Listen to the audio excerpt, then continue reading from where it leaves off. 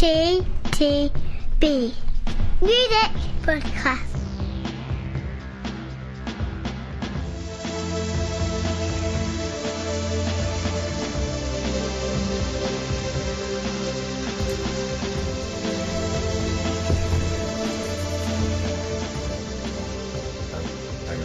Yeah, we're on. Oh, right. Hello. Hello, welcome back. It's sunny, it's Friday. It is. Two really good things, and we have beer. Oh, did you open yours? I did open mine, sorry, yeah. Oh, sorry about this, folks. Nice.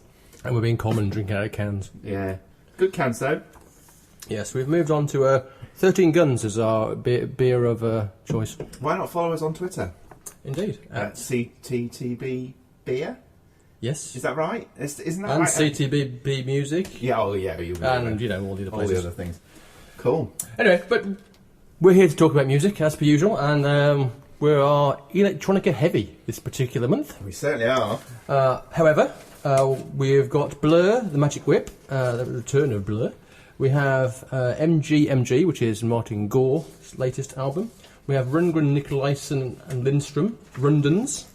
We have Blanck Mass, Dumb Flesh, Speedy Ortiz for Foil Deer. Almost managed to say that. And we'll finish off with Hot Chip, Why Make Sense? Oh, it's Senses. Sense or Senses? Yeah. But anyway, we will start with the return of Blur and their first album since 2003's Think Tank. I have to confess, when I heard Blur releasing a new album, my initial response was, do we really need a new Blur album? Really? So, do we? I'd agree. We do. Why not? I should begin this particular podcast review. I thought I came down really harsh on the Prodigy last time round. So I'm not going to reactively withdraw my comment. But I think... Well, I thought you were reasonably kind with it, Prodigy. You think? Yeah. Oh, okay. Well, let's leave it there then. Because I was about to level the same criticism here, but actually here it's not criticism at all. It's a positive. This is a Blur album. It's brilliant. Just a Blur album. Yeah, it could have been recorded any time the last 20 years, and yet here we are in 2015 with a Blur album, and it's fine. I don't have a problem with that. Think Tank was awful. I mean, to be honest. And do you know what? Yes. What's really apparent, we can definitely both agree on that. Definitely agree on that. What's really apparent is how much Graham Coxon still brings to the band. Yeah, absolutely. And that really is apparent on this record, and it takes us right back to classic Blur.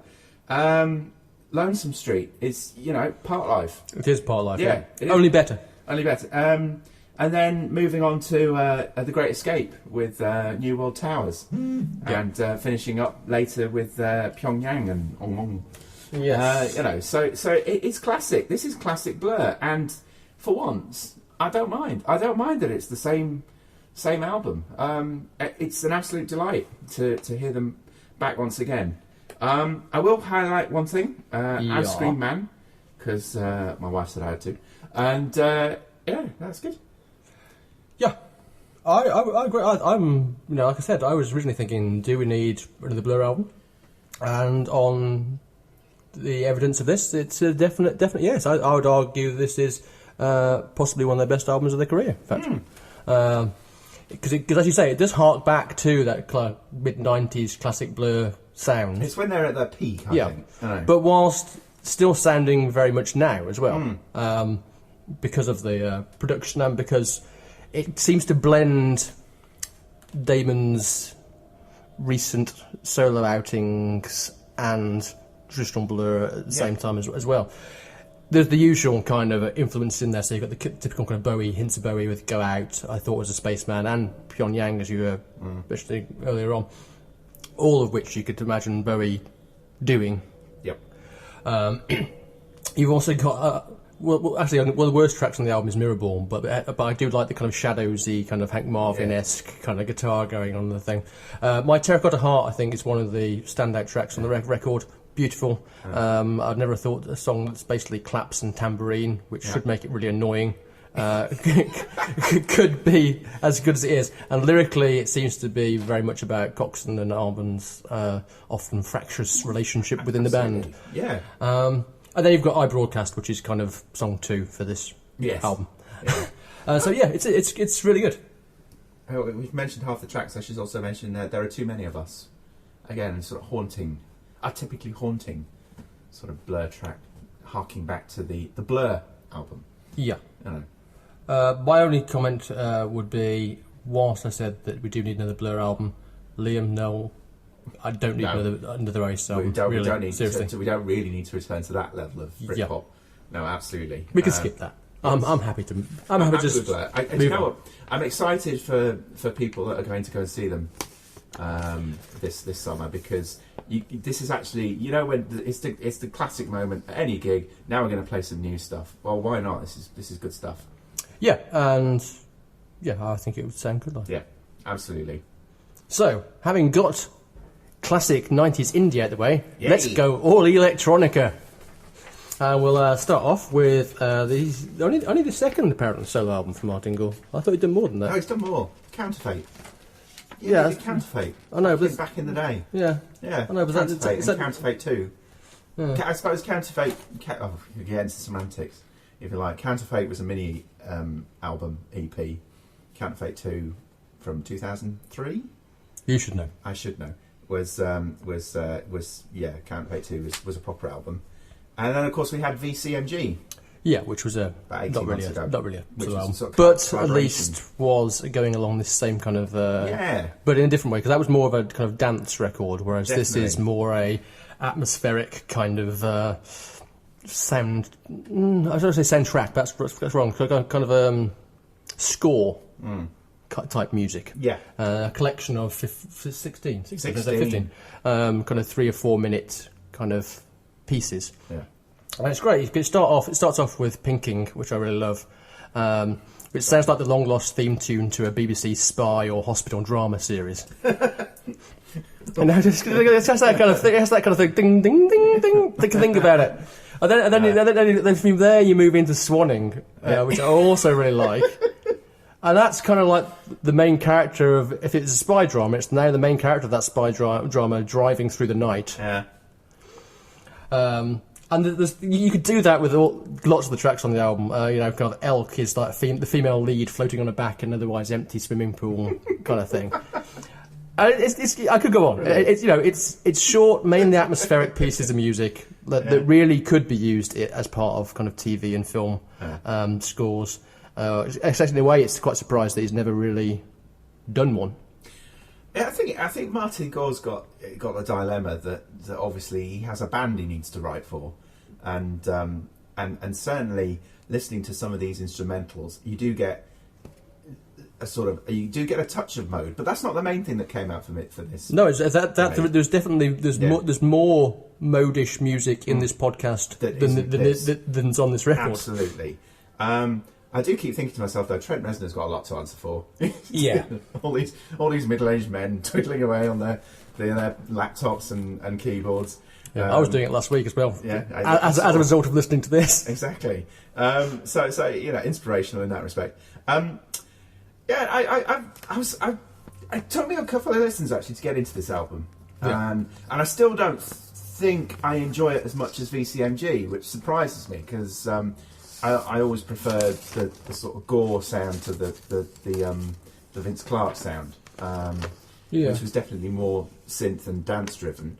However, there are some beautiful moments on here. Europa Hymn. That's, if one track is Depeche Mode territory from that sort of late 80s phase, then that's close to it. I actually thought this album, I'm going to say this a few times on this podcast, so forgive me. I actually thought this album improved towards the end. That's just slightly fell away from me. Did it? Classic Scott Peak split. No, I actually thought from Tristing through to Blade, I actually found, I don't know if there was more of a classical feel to it or something, but I actually found that final third a much clearer listen. Yeah.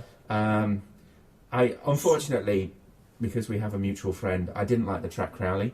Yeah. So that's where I started to lose interest for which I wanted slightly. To. Yeah, it was. I really like Islip just before it. It was just a bit too hard, Crowley. And Stealth, interestingly, follows a track called Spiral, And Stealth was when I got the real Nin sort of vibe. Yeah. Another good track, actually. Yeah, really good track. So yeah, I think we've covered the tracks. But overall, a good listen. Wouldn't say it's my favourite of this podcast. And I'm still struggling a little bit, so I think it's going to need multiple listens to sort of. Yeah, I could have, even though all the tracks are kind of 3 to 4 minutes, I could have perhaps done with it being shorter. A bit shorter, yeah. That aside, yeah, it's hard to listen to in one sitting.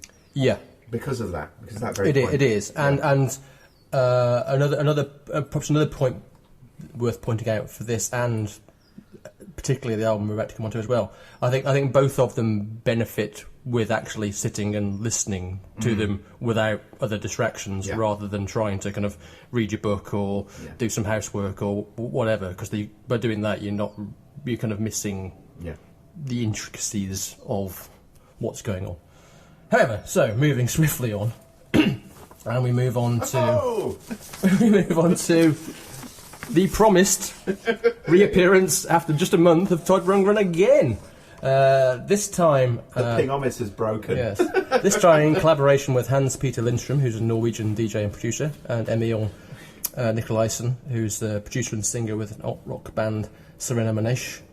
And this kind of all came about partly out of Todd doing a remix of Lindström's track, A Quiet Place to Live, back in 2012.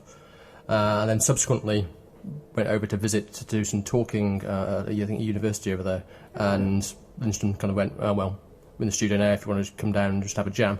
So they went down and they had a 2-day jam session where they were literally just banging out any old stuff, and it's taken them a couple of years to actually pull it together into something, and whilst it is kind of split into 12 tracks, the concept of the thing is that it's meant to be one piece of music. Yeah. So, and also Runddans, for those listening, Runddans means rondel in Danish, or kind of circular object. So it's, Oh, I've learned something. I thought it was a play on Rundgren, but it probably is. Well, it is. And that's part of the fun as well, because obviously one of the things is called rund, which means round, around. Yeah. And Todd's nickname was Runt. Without the D in it. And of course, I remember the Lennon comment. Yeah. As well. Yeah. So there is some kind of playfulness going on in that aspect as well. Yeah. But anyway, Pete, over to you and this interesting record. Indeed. This album was a bit of a pleasure. Actually. Yeah, I really enjoyed it. It's basically one piece of music, variations upon. Across the record, you can split it into thirds, I think. So you have the sort of opening weirdness,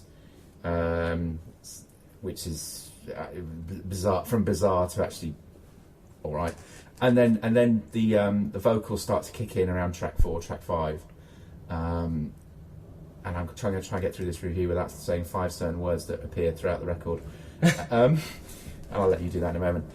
And then you have a very heavy drumming sort of section in the middle there somewhere. And then when the drums die away and the rock element sort of dies away, the electronica takes over again. And you get something quite gorgeous towards the end. And it all sort of comes together in the final track. Also, very much like, it's like having sleeve notes. Track 11, where you actually hear the telephone conversation explaining the whole thing. Yeah. Like, how are we going to do that? How are we going to actually finish this record? Are we going to have a timetable for doing it? Yeah. It's just like we need a song so that the guys watching can sort of, they can buy into it without sort of scratching their behind or whatever he quite almost says in there. So I quite like that. I was like, the sleeve note, that explains what I've just been listening to. Marvellous. No, I really enjoyed this record. I possibly enjoyed it more than the album we reviewed of his last month. Oh wow. But actually, I really enjoyed that record as well. So there you go. I think it's keep hammering away at Rundgren. I mean, I think you're doing a good job of doing it. Because I think it is quite it's a difficult record to review actually, because it's hard to kind of describe what it sounds like, because as you say, it kind of starts with this very, very atmospheric, very kind of spacey thing, and it is like the the transporter in Star Trek going on in that first bit, and then he goes into "Look at Joy for the Room of Infinity," and believe me, that's not the stupidest title on this thing. Which kind of starts off the main kind of musical motif that runs through the piece. Because later on, as I say, Todd puts kind of words around it when we get to "Put Your Arms Around Me." Yay! Yeah. And that bit of it is where you could definitely see his influence the most, and particularly how good he is with backing vocals and that kind of whooshing kind of sound. Yeah. And then, as you say, it kind of goes up and down between little bits of kind of playful kind of lyrics or just kind of vocal sounds and some kind of spacey disco stuff.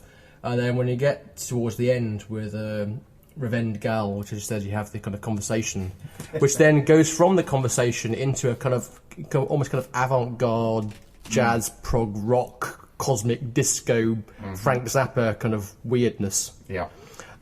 Before it just kind of then just kind of Sort of finishes. Yeah. And it's just like bye. Yeah. Kind of thing. Done. Performance. Yeah, and it is. Like I said, as long as you can sit down and actually listen to it, it's a really interesting record and definitely rewards multiple listenings. Or if you like me, you get it on vinyl and play the first 3 tracks at the wrong speed and think, sounds alright. Get to track 4 and then the vocals come up and you're thinking, why is he sounding like that? Yeah.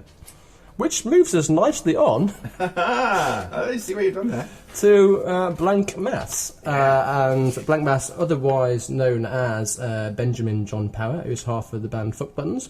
And this is his second solo album, although I think he also did a mini album in between.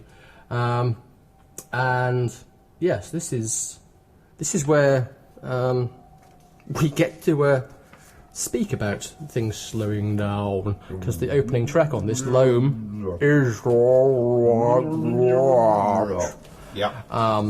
and this does sound like it was recorded at kind of 45 RPM and then slowed down to kind of 33 1/3. Yeah. But bizarrely it kind of works in a strange kind of way. Yeah. And kind of sets the album up quite nicely, because you then go into Dead Format, which is a great slice of kind of electronica that, you know, the Orb or Orbital would be proud of. It's very much that kind of thing. You've got more distorted vocals, but a different kind of distorted vocals. And I think that this particular track, Dead Format, is one for me of 4 tracks on the album that just I love. Absolutely. Really kind of stand out. So it's got that. I really like Atrophies, which again has another song with some great clap effect going on, but it has a driving kind of dance beat, and it's possibly my favourite track on the album at the moment. The latter half of the album is where it goes very DM, in my opinion. It does. Double Cross and Lung particularly have a heavy Depeche Mode thing going on. Double Cross particularly I like, really good. And then it kind of all comes to this kind of weird ending when you've got Detrius, which starts with a kind of 3-minute kind of wall of noise, really. It's kind of synths played through kind of virtual guitar amps. And it's almost painful, but then out of that comes this kind of whooshing, kind of almost, dare I say, kind of big stadium finish. Yeah. Dance music finish. Yeah. Arms in the air. Yeah. And so for the 4 tracks that I think are very good, the other 4 tracks I think are good. So overall, I'm quite impressed. It's another album that is rewarded by repeated listening. I have to say, I love that when track 1 starts to break down and become distorted, and then it drops into track 2, like the DJ in the stadium would. I think that's one of my favourite moments of the podcast this year, when that just kicks in, you know, and you get this. It is a really great segue. Huge slice of dark, deep euphoria, you know. It's a brilliant track, that one.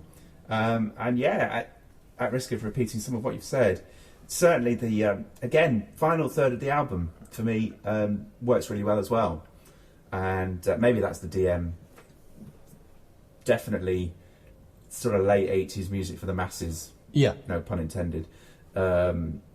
Period, but no, but it does it so well, and then you end with this sort of high of everyone arms in the air, lasers on full.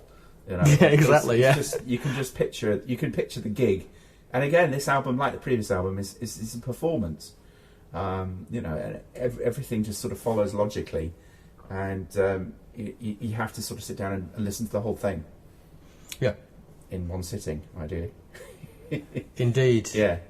Indeed, I agree. Yeah. And the interesting thing, considering that the three albums are all definitely electronica, is how different each of the three albums Absolutely, is from each of them, different. and they're all very different examples of what you can do within the form, as it were. I mean, I'll be honest, this hasn't been the easiest podcast, I think, that we've had for a while in terms of reviewing. No, because it's been because there's less singing going on. Yeah, and it's been, on first listen, some of these records, certainly the last three records we've touched on, you left a bit head scratchy. The Todd Rundgren one, less so. Yeah. But ironically, but no, this is an album that I've now listened to multiple times. Ditto. And it's definitely risen up my appreciation. So we now move on to move away from electronica, briefly away, and go to the second album from Speedy Ortiz. Regular listeners will remember back in 2013, it was only the David Bowie, John Grant and Casey Musgraves albums that beat their album Major Arcana in my affections for best album of the year. Oh yeah. So I was quite looking forward to this. But I shall let you pass judgment first, Peter. I've struggled with this one, to be honest. That it has that sort of early 90s rock vibe that I think we discussed the last time they had an album in front of us, which I know you really enjoyed. Again, repeated listening does help. Yes. And again, the final sort of third, certainly the second half of the album, I found I could get into. It was a bit more difficult earlier on. I mean, there's some great tracks on here. My Dead Girl, for example. Yeah, that's one of the more probably one of the most poppy things on it, Yeah. isn't it? The more possibly more conventional things on it. More conventional. And Puffer, Yeah. I also enjoyed. Which I think sounds like almost a rechanneling of Khaleesi's Milkshake. Yes. Yeah, I get it. In a kind of bizarre, Yeah. twisted kind of way. Yeah. Musically, there it is rather than lyrically. But Yes, musically. But to be honest with you, though, I found this one more of a story. Maybe it's because it's up against all these other sort of rather good electronica, and to suddenly be yanked back into the rock arena was different. But no, I didn't quite sit with me, this one. I do kind of know what you mean, because my initial view of this album on first listen was that probably apart from Raising the Skate and My Dead Girl, that it was a huge disappointment to me. Oh. And the second listen didn't really alter that view at all either. But then along came our favourite friend, listen number 3. Listen number 3. And so there is a reason, kids, why we do, at least if we've got time, try and give things 3 listens. And suddenly the album kind of opened up to me, and the unapproachable, spiky nature of it softened, and suddenly a smile returned to my face, and I was kind of like, oh, yes, I agree. Now I know where I should be. Yeah. And the thing is, as you say, it's because lead singer and songwriter Sadie Dupree is very much fond of minor chords and minor note progressions. So because of that, you need to really, particularly if you're a fan of music from way back when, your touchstones need to be kind of Pixies, Throwing Mooses, Pavement, and preferably their non-hit output, their album output, because it's very much cut off that kind of same kind of block. So for me, whilst those two tracks I mentioned stayed the same, suddenly tracks like Graduates suddenly became a great track, and that's a song that really plays because it starts a chorus and you think, oh, it's going to be go a conventional pop structure kind of way, and then it kind of pulls the musical rug away from you and just kind of goes minor, essentially. Absolutely. I was getting a real whole vibe off Mr. Difficult as well. Yes, yeah, no, very much so. Also, there's a great line in Graduates, so you'll cauterize the bleeding to bastardize the meaning, which I really liked. But as you say, Puffer's really good. I love Dark World towards the end. Yeah. And my favourite track on the album, which is the track that actually mentions the title of the record, is Dot X, which is a nice kind of slow, brooding kind of thing that I really liked. So this album's possibly the album that's grown on me most of the podcast. Which I'm pleased about because, I said initially, I was just thinking, Yeah. No. I concur that the third listen was when my review went from being quite wholly negative to actually being, well, you know what, this is a grower of an album, and perhaps I could find a way with it. So entirely concur with that appraisal. Indeed. But we finish with, unbelievably, the 6th album already. I know. By Hot Chip. I couldn't believe that when I was There was a making time notes they of were this. knocking these out every other year. Yeah. Yeah. So why make sense or senses? I can't remember which it's called. I've written down both on two different bits of Written down paper. both. So this shows how good I am. Research. And clearly, We're doing research. people who are regular listeners of the podcast will know this is the third of their albums we've reviewed. It really is, isn't it? Both of which previous albums we gave positive reviews to. Why make sense? Yeah, Makes sense. and both of which you liked more than I, or I did, although we both liked them. I have to say my response to this album is fairly similar to my response to the last two, in the fact that I think it's a mixture of You're nothing but consistent. Yeah, I think it's a mixture of very good Yeah. and okay. Yeah. And when it's very good, it is very good. So the opening track and current single, I believe, Hirachi Lights, is that classic, we're a band, we go on tour, we do this kind of thing, but with added sense of humour lyrics of, replace us with the things that do the jobs better. Yeah. Which also nice kind of dig at kind of Nice. electronic music and stuff as well, that, which I really quite liked. And I like the idea behind this album. They were saying they were trying to get back to that kind of thing of trying to make a record that sounded like they would sound when they play it live, rather than try and do lots of overdubs and put lots of twiddles and bits on it. They're trying to hold back on some of the bells and whistles and just try and do as straight a record as they can. And I think that lets the songs breathe a bit better, certainly. White Wine and Fried Chicken, which in the middle is, as I said to you off mic earlier on, it's basically a 70s, mid-70s Todd Rundgren ballad. But with a strange chorus. Dark Night is possibly my favourite track on the album. I love the kind of distorted reverb guitar that kind of launches the track and then kind of permeates just under in the background of it throughout the rest of it, which is really, really good. Need You Now is alright, and I really like the way the album ends as well. I think the title track is the one where, ironically, they probably sound most like a conventional rock band. Yeah. But that's not necessarily a bad thing. No. I think the song is a really, really strong song. Rest of it's a bit kind of meh, but they are a band who I find musically interesting because they're striving to make dance music that's slightly different, slightly more engaging. Yeah. So taking references from across the decades, but also trying to make something that's very much now. So in that sense, I'm more happier listening to Hot Chip than a lot of other people who are trying to do similar but without the talent, frankly. Okay. Although, I just wanted one last thing. There are a few early on in the album, there are a few too many Timberlake moments from my liking. Right. Which is amusing to anyone who is following us on Twitter and Facebook and read the Guardian article from 2008, the conversation between Alexis and Mr. Rundgren. Indeed. Again, it was the final, second half in this case, of this record, which appealed more to me. Yeah. From Dark Night onwards, easy to get, again, classic sort of Hot Chip song, very accessible. Why Makes Sense, I think, is the strongest track on the album. Yeah. The closing track. But for me, I had a very, very, very high regard for One Life Stand, which was their, where are we now? 4th album? Yes, the 4th album, yes. Which for me was actually one of my favourite albums of that year, 2010, which I think was the first year we did this. And the intermediate album I found was a little bit too polished. Too many bells and whistles. Yeah. Exactly.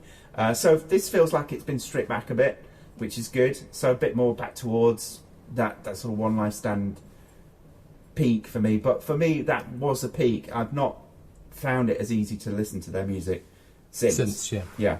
And this album certainly has its moments. Some rather good ones as well, particularly as I said in the second half. But I found that again I had slightly struggled in terms of accessing this album.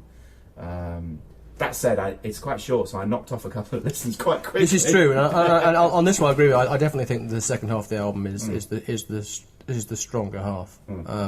Outside of the opening track, I think the second half is definitely... absolutely. And kudos for doing exactly what they're doing in terms of sort of doing something different with dance music.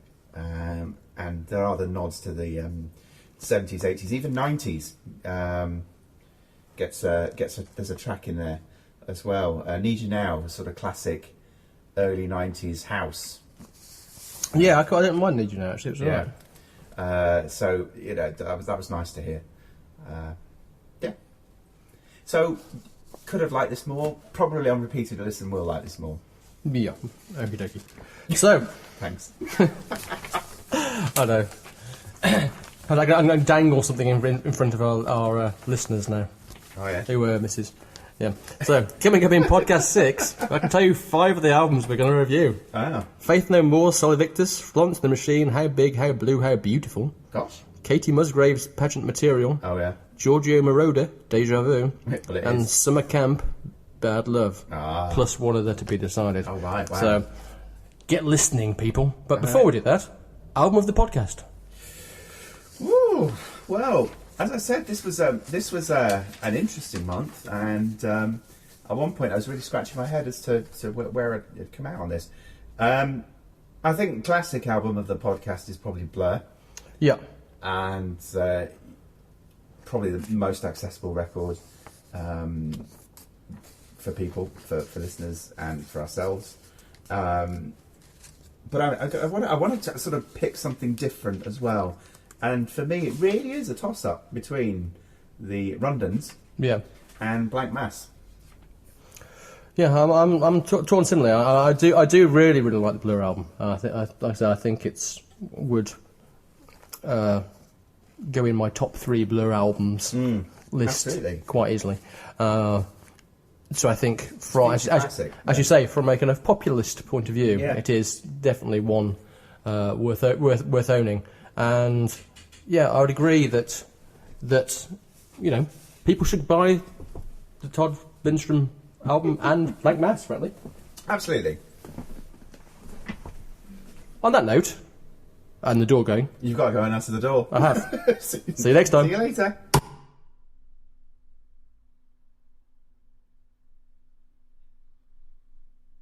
You've been listening to the CTTV Music Podcast.